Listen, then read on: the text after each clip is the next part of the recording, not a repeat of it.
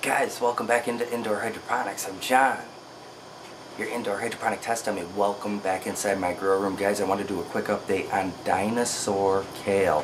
Put a link to my first video on what I did to these last go around. It's been about 30 days since that video, okay, and we've gotten some good growth on here. Something's fascinating about this experiment too, and the experiment was deep water culture versus Kratky. What's Kratky? No aeration. Just let the roots grow down with the water. As it goes down, the roots go down with it, takes up water and nutrient, no top off, no nothing. And then there's deep water culture. Deep water culture is providing the aeration to the roots, okay, and keeping it topped off quite a bit as the thing goes on. So remember, one's kind of has a little bit of maintenance to it, the other one's just set it and forget it. Alright, and I'm noticing some pretty interesting results I wouldn't have expected from Dinosaur Kale. Let's take a look.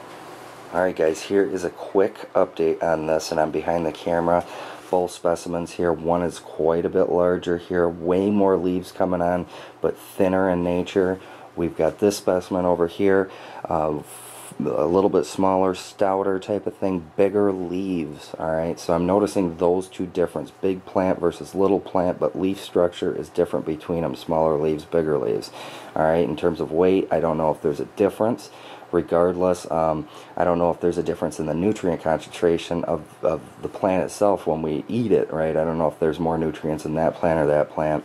I'm going to end up juicing these. I'm not a big fan of eating raw kale. I think it's bitter. I like to mix it into things, so I'm going to end up juicing these things, you know, with carrot juice and apple juice and things of that nature. I think that's probably the best way to get this into my body, because this is a superfood, man. This has lots and lots of stuff. It takes all those nutrients that it's eating, converts it into something human edible, and it's going to be really good, and it's really nutritious for you. A lot of antioxidants and things of that nature. But regardless, more about the growth habit of this plant. Right here is our Kratky method. That's right, the Kratky method is producing this bigger plant.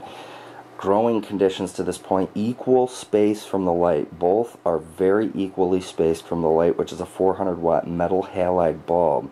Alright, this is about 2 months into the grow. They've both been fed the same nutrient. They've got the same pH, and they're just running wild right here, right? So they've got the equal things going on here in terms of the growth. But again, this one's putting on way more leaves, though thinner.